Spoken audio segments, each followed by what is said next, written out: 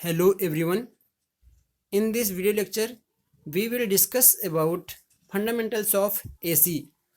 Okay इस video lecture में हम अल्टरनेटिंग करंट के फंडामेंटल्स के बारे में डिस्कस करेंगे। अल्टरनेटिंग करंट से संबंधित जितने भी टर्म्स होंगे हम उन सारे टर्म्स के बारे में यहाँ पर इस क्लास में डिस्कस करेंगे।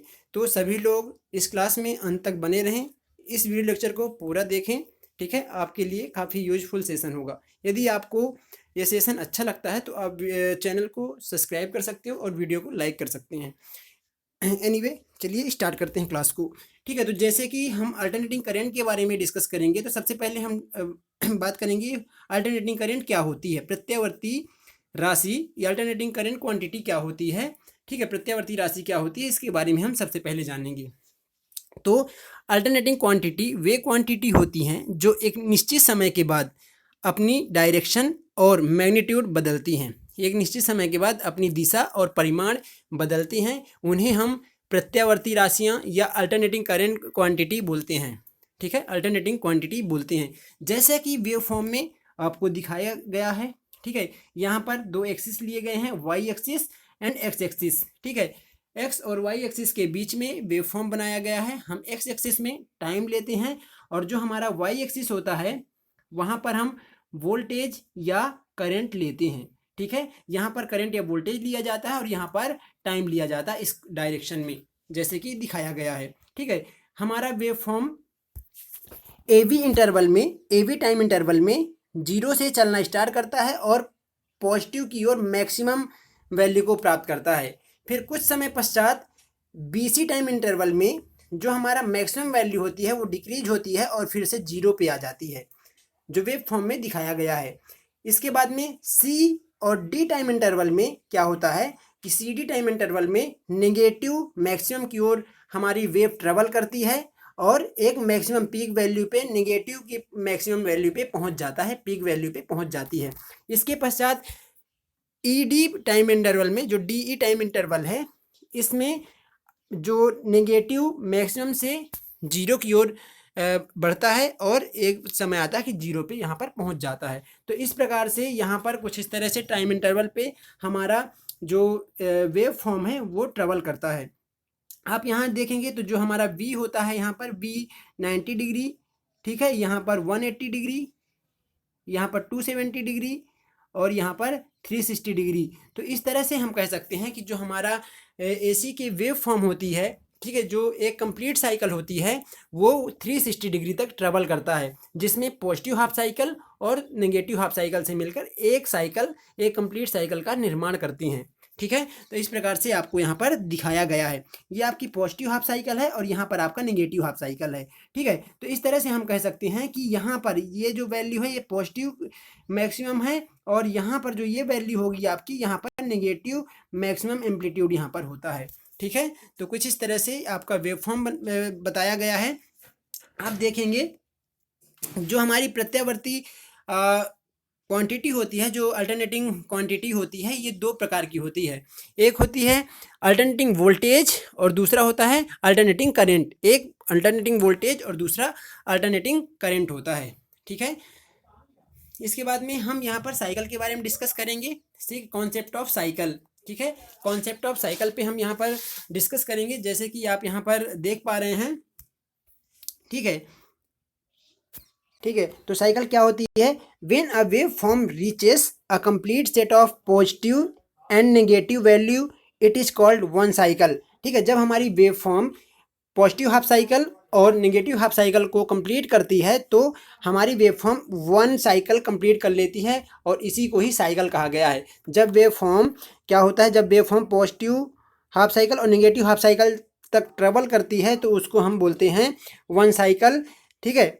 इसी को ही साइकिल कहा गया है। Such as a sinusoidal wave complete one set of positive and negative values, ठीक है। जो साइनोसॉइडल वेव होती है उसका जो वन साइकिल होता है वो पॉजिटिव हाफ साइकिल और नेगेटिव हाफ साइकिल का एक सेट होता है, ठीक है। Is called one cycle of sine wave cycle. One cycle is corresponding to the angular measures 360 degree. तो इस तरह से जो वन साइकिल होती है वो पॉजिटिव हाफ साइकिल और नेगेटिव हाफ साइकिल से मिलकर एक कंप्लीट साइकिल का निर्माण करती हैं। मतलब पॉजिटिव हाफ साइकिल में पाई या 180 डिग्री ट्रेवल करती है और फिर नेगेटिव हाफ साइकिल में 180 डिग्री। इस प्रकार से 360 डिग्री तक हमारा एक साइकिल कंप्लीट होता है। ठीक है, जैसे कि आपको यहाँ पर डायग्राम में दिखाया गया और मैंने अभी प्रीवियस स्लाइड में भी दिखाया था। ठीक है, इसके बाद में हम फ्रिक्वेंसी के बारे में बात करेंगे। इसको हिंदी में आवृत्ति कहा जाता है। ठीक है, आवृत्ति क्या होती है? Alternating current AC. ठीक है, अल्टरनेटिंग करंट, इसको हम शॉर्ट में एसी बोलते हैं। Frequency is the number of cycle per second in an AC sine wave. Okay, तो क्या होता है कि जो हमारी अल्टरनेटिंग करंट होती है 1 सेकेंड में जितने चक्कर पूरे कर लेती है उसे हम करंट की फ्रिक्वेंसी कहते हैं, करंट की आवृत्ति कहते हैं। इसको हम स्मॉल एफ से रिप्रेजेंट करते हैं। जो फ्रिक्वेंसी होता है इसको हम स्मॉल एफ से रिप्रेजेंट करते हैं और इसकी जो यूनिट होती है वो होती है हर्ट्ज। ठीक है, या आवृत्ति को हम चक्र प्रति सेकेंड, साइकिल पर सेकेंड से भी प्रकट करते हैं, से भी मेजर करते हैं। ठीक है, साइकिल पर सेकेंड भी इसे कहा जाता है। 1 हर्ट्ज इक्वल्स टू क्या होता है? 1 cycle per second. Okay, 1 hertz equals to 1 hertz is equal to 1 cycle per second. ठीक है, 1 hertz equals to 1 cycle per second. Okay, यहाँ देखेंगे cycle equals to 1 complete wave of alternating current और voltage. ठीक है, एक कंप्लीट वेव को हम साइकिल कहते हैं। मतलब पॉजिटिव हाफ साइकिल और नेगेटिव हाफ साइकिल मिलकर एक कंप्लीट साइकिल बनाते हैं, उसको 1 साइकिल कहा जाता है। Alternation equals to 1 half of cycle. ठीक है, period equals to the time required to produce 1 complete cycle of wave form. Okay, तो पीरियड किसको कहेंगे? एक साइकिल में लगा जितना भी समय होता है उसको यहाँ पर पीरियड कहा गया है। ठीक है, the time required to produce 1 complete cycle of a wave form. Okay, इसके बाद में हम बात करेंगे टाइम पीरियड। ठीक है, आवर्तकाल। तो a time period denoted by capital T is the time taken for 1 complete cycle of vibration to pass a given point. Okay, तो टाइम पीरियड किसको बोलते हैं? एक कंप्लीट साइकिल में जितना समय लगता है, एक कंप्लीट साइकिल में जितना समय लगता है उसको टाइम पीरियड कहा गया है। ठीक है, as the frequency of wave increases the time period of the wave decreases. तो क्या होता है, जो फ्रिक्वेंसी होती है और टाइम पीरियड एक दूसरे के रेसिप्रोकल होते हैं। यदि क्या होगा कि फ्रिक्वेंसी का मान इंक्रीज करता है, ठीक है, तो उस केस में जो आपका टाइम पीरियड होता है वो डिक्रीज होता है। The unit of time period is second.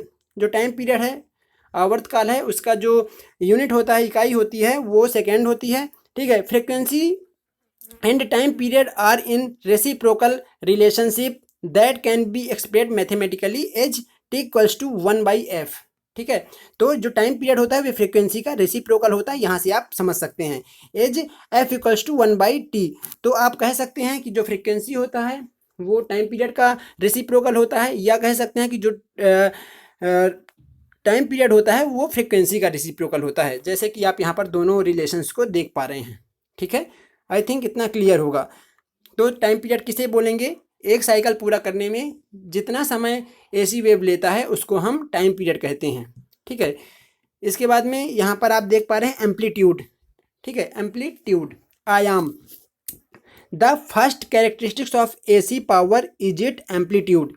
Amplitude is the maximum value of current और वोल्टेज। ठीक है, जो एम्पलीट्यूड होता है ये एसी वेव फॉर्म का, एसी साइकिल का मैक्सिमम वैल्यू होती है। ठीक है, चाहे वो करंट हो या वोल्टेज, करंट या वोल्टेज का मैक्सिमम वैल्यू को एम्पलीट्यूड कहा जाता है। जैसे कि ये मैक्सिमम है, ये पॉजिटिव हाफ साइकिल का मैक्सिमम वैल्यू है, इसको हम एम्पलीट्यूड बोलेंगे। इसी को पीक वैल्यू बोला जाता है। ये जो होता है यहाँ पर पीक वैल्यू होता है। ठीक है, इसको हम एम्पलीट्यूड बोलेंगे, मैक्सिमम एम्पलीट्यूड होता है ये। ठीक है, ये आपको यहाँ पर बताया गया है। इसके बाद में इंस्टेंटेनियस वैल्यू। इंस्टेंटेनियस वैल्यू या बोला जाए तत्काल मान, इंस्टेंटेनियस वैल्यू ऑफ करंट और इंस्टेंटेनियस वैल्यू ऑफ वोल्टेज। ठीक है, वोल्टेज का तत्काल मान, ये धारा का तत्काल मान। ठीक है, तो हम यहाँ पर इंस्टेंटेनियस वैल्यू ऑफ करंट के बारे में बात करेंगे। तो क्या होता है? The instantaneous value of an alternating voltage और current is the value of voltage और current at one particular instant. ठीक है, तो जो हमारा इंस्टेंटेनियस वैल्यू ऑफ करंट और वोल्टेज किसी भी क्षण लिया गया धारा का वह मान होता है जो ना तो उसकी दिशा और ना ही परिमाण पर निर्भर करता है। ठीक है, उसको हम धारा का तत्काल मान या इंस्टेंटेनियस वैल्यू ऑफ करंट और वोल्टेज कहते हैं। ठीक है, इंस्टेंटेनियस वैल्यू ऑफ करंट धारा का वह मान होता है जो किसी क्षण लिया जाता है। ये तो ना ही दिशा पर डिपेंड करता है और ना ही मैग्नीट्यूड पे ये डिपेंड करता है। ठीक है, ओके। तो करंट का ये वह मान होता है जो किसी भी हिस्से का हो सकता है, चाहे वो धनात्मक हो या फिर ऋणात्मक हो, ये किसी भी हिस्से का हो सकता है, किसी भी समय लिया गया, किसी भी क्षण लिया गया वैल्यू होता है। ठीक है, धारा का तत्काल मान किसी भी क्षण का हो सकता है। ओके, और जैसे कि आप यहाँ पर देख पा रहे हैं इस वेव फॉर्म में, ये आपकी वेव फॉर्म बताई गई है जिसमें पॉजिटिव हाफ साइकिल है और नेगेटिव हाफ साइकिल है। ठीक है, तो इसमें जैसे कि ये इस क्षण लिया गया हो या इस क्षण लिया गया हो या कोई भी एक क्षण या किसी भी क्षण लिया गया जो वैल्यू होती है उसको हम इंस्टेंटेनियस वैल्यू ऑफ करंट और वोल्टेज के नाम से जानते हैं। ठीक है, आई थिंक क्लियर होगा। इसमें बताया गया है कि ये इसकी पोलैरिटी जो है ये अलग अलग टाइम पे आप ले सकते हैं। आप यहाँ पर पॉजिटिव के लिए ले सकते हैं किसी भी क्षण, या नेगेटिव के लिए ले सकते हैं किसी भी क्षण। ठीक है, इन फेज, इसके बाद आप देखेंगे in phase, if the crest of two wave pass the same point और line at the same time then they are in phase. ठीक है, क्या होता है इसमें, जब विद्युत धारा या वोल्टेज प्रत्यावर्ती परिमाण अपने उच्चतम और न्यूनतम मान पर एक ही समय में एक ही दिशा में पूरा कर लेते हैं तो धारा और वोल्टेज को इन फेज कहते हैं। जब वोल्टेज और करंट एक ही समय में अपने अधिकतम मान या अपने न्यूनतम मान पर एक साथ पहुंचते हैं तो उसको हम क्या बोलते हैं, इन फेज बोलते हैं। जैसे कि आप देख पा रहे हैं, ये मान लीजिए कि ये जो ऊपर वाला जो वेव है ये वोल्टेज है और जो ये नीचे वाला जो इसके अंदर दिखाई दे रहा है ये मान लीजिए करंट है। तो जब वोल्टेज जब मैक्सिमम पे था तो उसी समय आपका मैक्सिमम करंट भी था, जब वोल्टेज जीरो पे था तो उसी समय आपका करंट भी जीरो पे था। इसी प्रकार से नेगेटिव में जब मैक्सिमम में आपका करंट था उसी समय वोल्टेज भी था। तो इसे हम इन फेज कहते हैं। जब वोल्टेज या करंट का मैक्सिमम या न्यूनतम मान एक साथ प्राप्त करते हैं तो उसको हम इन फेज कहते हैं। ठीक है, एक ही फेज में कहते हैं। तो ये आपका वेव फॉर्म दिखाया गया है और इसका वेक्टर डायग्राम हम ड्रॉ करेंगे। तो यदि मान लीजिए ये वोल्टेज है तो इसी के फेज में ही आपका यहाँ पर करंट होगा, तो इसको हम इन फेज कहते हैं। ठीक है, इसके बाद में हम यहाँ पर डिस्कस करेंगे आउट ऑफ फेज। ठीक है, आउट ऑफ फेज के बारे में हम यहाँ पर डिस्कस करेंगे। तो if the crest of one and the trough of the other pass at the same time the phase angle differ by 180 degree और pi radians and the wave और said to be out of phase by 180 in this case. ठीक है, तो इसमें क्या होता है out of phase में कि जब वोल्टेज और करंट एक ही समय अपने अधिकतम या अपने न्यूनतम मान पर नहीं पहुंचते एक ही साथ तो हम उसको आउट ऑफ फेज कहते हैं। इसमें क्या होता है कि अपने अधिकतम एवं अपने न्यूनतम मान पे वोल्टेज और करंट अलग अलग टाइम पे पहुंचते हैं, इसलिए इसको आउट ऑफ फेज कहा गया है। इसका यदि वेक्टर डायग्राम ड्रॉ करें, ठीक है, तो इसका vector diagram out of phase में कुछ इस प्रकार से होगा या किसी अलग अलग एंगल पे होगा। ठीक है, यदि ये वोल्टेज तो ये करंट अलग अलग एंगल पे होंगे, एक ही फेज पे करंट और वोल्टेज नहीं होगी।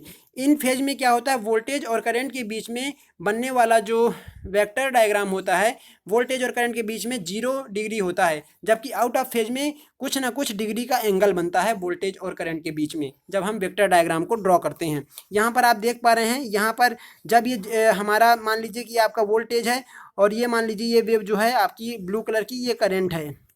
जब हमारा वोल्टेज 0 पे था तो उस समय करंट का मान नेगेटिव अधिकतम था। जैसे ही हमारा अधिकतम पे पहुंच गया यहाँ पर वोल्टेज तो करंट का मान 0 पे आ जाता है। मतलब ये अलग अलग समय में चल रहे होते हैं, ये एक ही समय में नहीं चलते हैं, तो इसलिए इसको हम आउट ऑफ फेज बोलते हैं। ठीक है, यहाँ पर भी जो फेज एंगल है वो 90 डिग्री है, जबकि इन फेज में जो थीटा की वैल्यू थी वो 0 रहती है। ठीक है, क्योंकि वोल्टेज और करंट के बीच में कोई भी एंगल नहीं बनता, 0 डिग्री का एंगल बनता है, जबकि यहाँ पर 90 डिग्री का एंगल बन रहा है। ठीक है, तो इस तरह से कोई भी एंगल बन सकता है, तो इसको हम आउट ऑफ फेज बोलते हैं। ठीक है, ओके, थैंक यू।